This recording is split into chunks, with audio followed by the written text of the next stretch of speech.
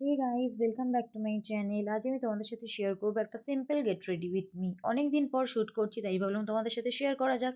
আজ আমি পরবো ভাইয়ের দেওয়া ভাইফোঁটায় এই টপটা, একটা গ্রিন কালারের floral print full sleeve frock স্টাইলের টপ। চলো তাহলে মেকআপটা শুরু করা যাক। আজকের এই ভিডিওটা তাদের জন্য যারা ভাবে আমি সবসময় মেকআপ করে থাকি আর আমার ফেসে অল টাইম মেকআপ থাকে।